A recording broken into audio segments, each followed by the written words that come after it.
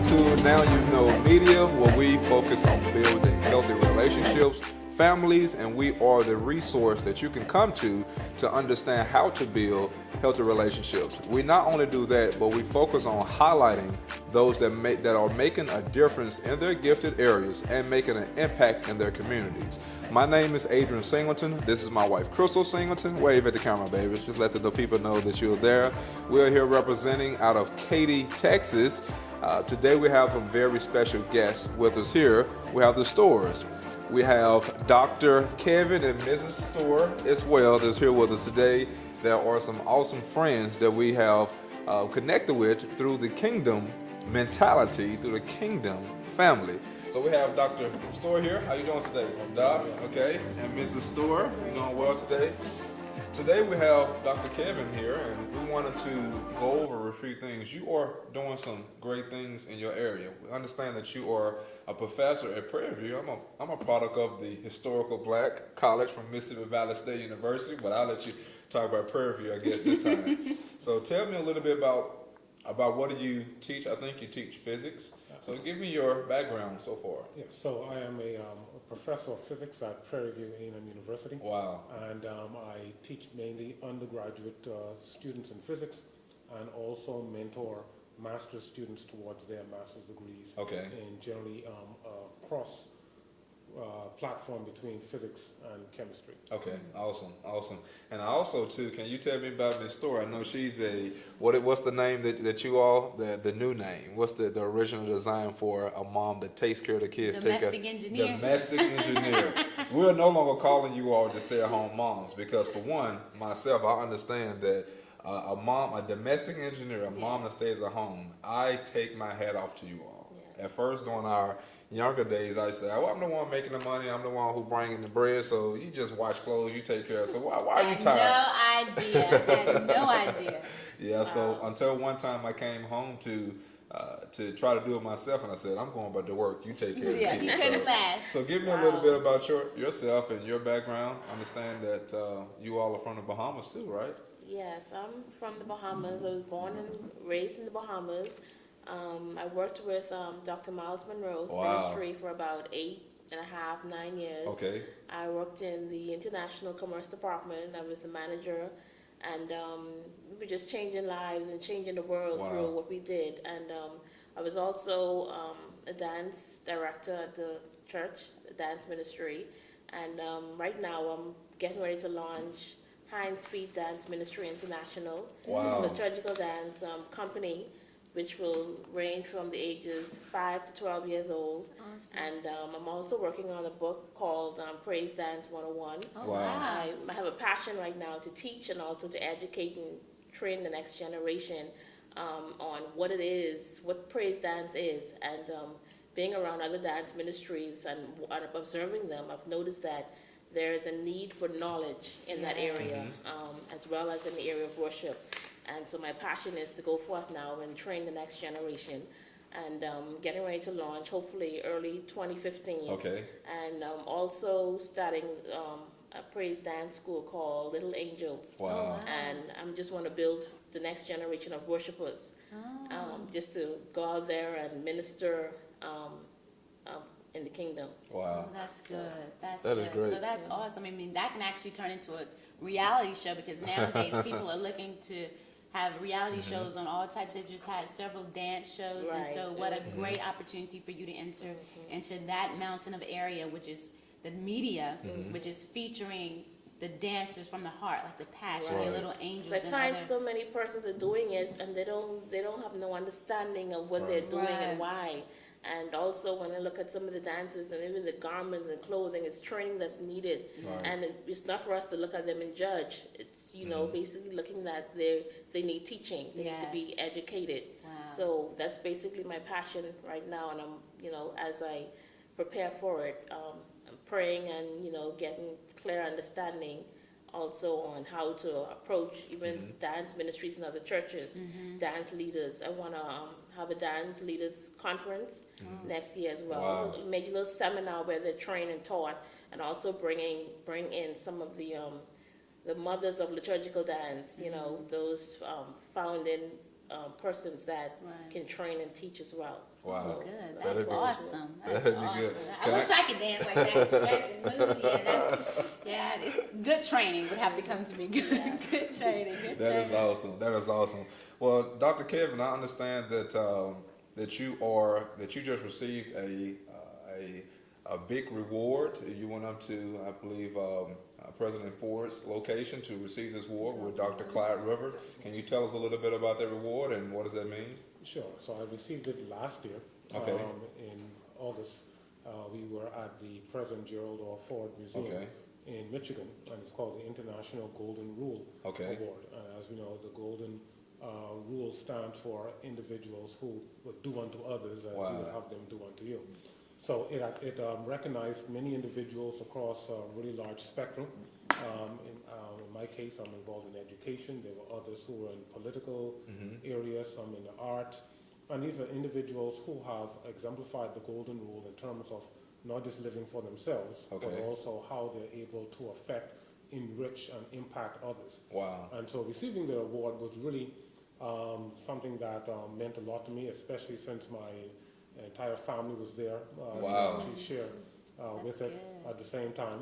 And then also to have someone of Dr. Rivers' stature who is respected and accepted on the world stage to actually acknowledge and to, in a way, validate what we have begun to do and really encourage us to be more productive and moving further in life. Wow, that is awesome. That's great. That is awesome. And with that, I mean, I saw some of the pictures and the individuals that are around you all during this reward and during the ceremony. It has to be a surreal moment. Yes, it was. Now, you mentioned also that you were in the field of education.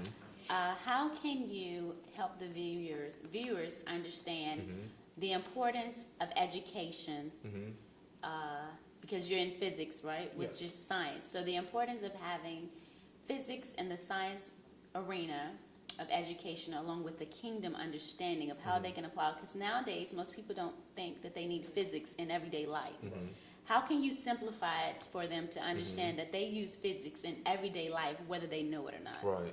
Well, so the first thing I like to appeal to, especially when I speak to individuals in the church, is I tell them that the first physicist is actually God. That's true. That as physicists, what we're doing is that physics basically is the study of energy and matter and how they interact. And for us as physicists, or even any scientist, we are simply understanding God's creation. That God, if we accept in the Bible that in the beginning God created the heavens and the earth, then it means that everything that exists is a result of God's work. However, we have microphones and we have cameras here, and we say that God created the microphone and the cameras. Well, God did not create the microphone and the camera, but however, the constituents that makes up the microphone and the camera, God made. Right. Now, how does it all key together? Well, God made all of the elements that are found on the periodic table. So everything in this world is made up of the elements. Right.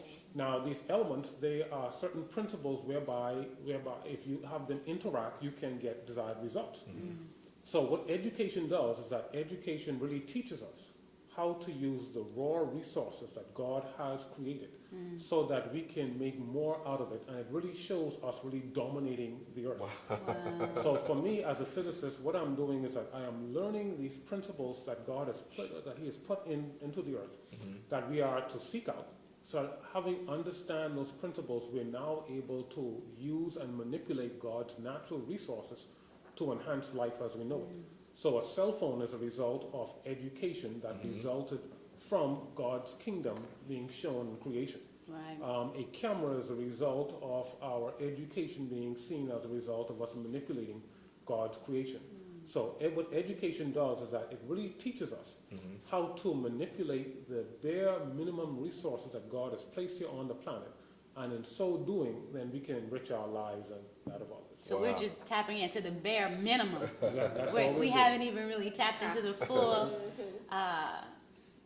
full content of the magnitude of the resources and the elements that are actually in the earth that has been created for us. So it's a now you know segment of elements and resources, because it's like this a wide world. Yeah, because we can look at life, say 100 years ago, and look at life right now. Yeah. And the big difference is that it's really education. In a way, what we have learned, what are the things that we have discovered, and how we use that to actually improve life as we know it. And we watch movies and we see futuristic movies that claim to show us what life would be like 200 years from now, 300 years from now. And it's that as we become more educated, it's not necessarily being knowledgeable, but someone once said that we should never allow what our information get in the way of our education. That education is more than information, but rather education also has a component of application. That if I can know a whole lot of principles, but if I cannot apply them, then I simply become just a repository. That's powerful. In ignorance.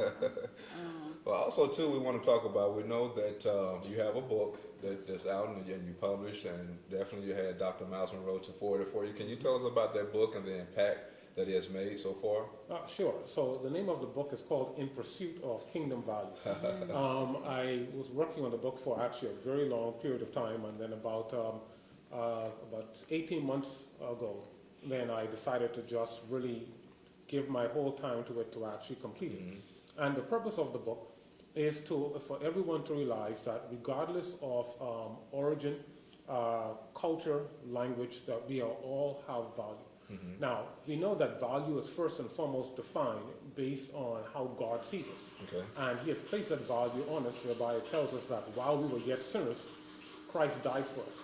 That means that in our least state, that God saw us of value, whereby he was willing to give his best in order to get us. Now that we have this value, the question is, how then ought we to live? So one of the things we talk about value in the book is the value of trade. And the value of trade simply says this, that our value is key to our ability to trade ourselves. That when we are hired for two things, either what we know or what we can do. What we do is that we trade our skills and our abilities for a paycheck. So if I want to increase myself financially, then I need to increase what I know and increase what I can do. And the whole purpose of trade is that individuals have problems or issues. And the example I like to use is that if someone has a pest infestation in their home, that's a problem that they don't want to have. Well, what is a problem for you is actually valuable for someone else.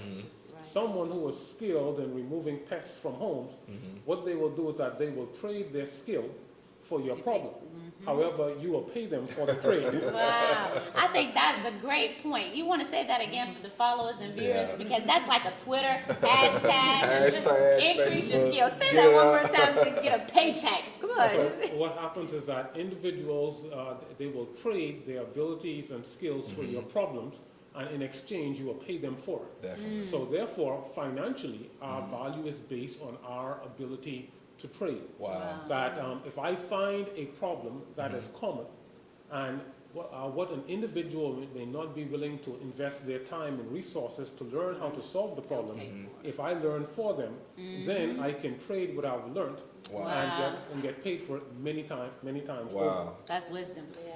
That's really what we're about here at Now You Know, is to help to bring individuals you see that understand their gifts and know that you don't have to try to hunger after money or hustle after money. If you understand who you are, the gifts, what you are already, what the original intent was already in you, if you begin to find that, it's going to make room for you before great people and finances. The money is going to come. Tapping into the keys. Tap into the keys. The keys of the world. Tapping into the keys. That's great. That is awesome. So with understanding that, how can you take that and tie that into the original intent for a family, for a husband, for a wife, for the children, and I want to use some scientific. If I say equation, is that scientific enough? Or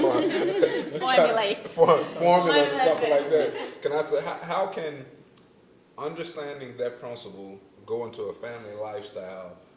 How do you use that to develop success out of a healthy and a whole family? Yeah, I think that when it comes to family and recognizing the value of family, and we realize that our value can be traded, then the question is, what are we willing to trade our families for? Wow. That's good. So now we know the countless examples where individuals have traded their families for a career, they've traded their families You see that all the time. for a business, they've traded their family for money. And so the first and foremost, how much do you value your family? So the first value that I would say is that my family is invaluable. Wow. That there is nothing that I am willing to replace my family for. Wow. That I can lose a business and rebuild a business. Right? I can lose a vehicle and repurchase another vehicle. But once my family is gone, They're gone. they're gone. Right. So therefore, I am not willing to trade my family for a position. I'm not willing to trade my family for a career or for an advancement. Wow. In fact, you find that your family actually helps to trade in terms of developing you, whether it's developing the husband, developing the wife, or developing the children. That the family becomes the bedrock that helps to spur us on to actually becoming more effective in life. Wow. And so I think of myself that if I go and I speak somewhere, when I'm done speaking, right, and individuals will come and they might say something nice, "You did a great job," and all that stuff. But I really appreciate all of that. I really do. But the thing I'm really waiting to hear. It's from her. It's from your wife. That's the only goal that we all want to hear is from our wives. And it's because the value that I have on my wife's opinion about me, it's more valuable than what I hear from other individuals. Because when I'm at home, if my wife does not believe in me, right, that is big. Then I will not become the best person I can become. And in that case, the individuals who may say these nice things to me won't have an opportunity to say them if the home is not good. Right. Gotcha. I like that too. I'm happy you said that again, because nowadays you find often in the church as well as in the world, you don't find a lot of women who supports and validate their husbands. And know how to build them. And build them versus comparing them to other people Right. and lift up other men, yet don't put their tongue of love and affection on Right. their own mate. And then when their mate travels, in your case, then they have what they call the groupies, Right. or the other people loving on them Right. and giving him the attention that he only desires from his wife. Right. And let me say it to the camera. Remember, women, this is to all the ladies international. I don't care if you African American, Indian, I don't care if you, what are some other regions, Asian, wherever. Spanish. Build your husband. Yeah. Build your man. And that goes for your young sons too as well. They need to be built. A lot of times, whatever we do, I know I tell my wife all the time, whatever I do it for my family. And like you said, it doesn't matter what nobody else says. When I get that major data boy from my baby and made my baby smile, then I know that I'm on top of the world. I'm on top of the world. Another thing that we try to teach individuals, especially now in the economy, to where you have the man and a woman that works. What we try to set a balance is with them is to help them understand what will your family remember you for when you die. They're not going to know that you were the top salesman for your company, or that you taught 1 million physics children, or that you changed the school system.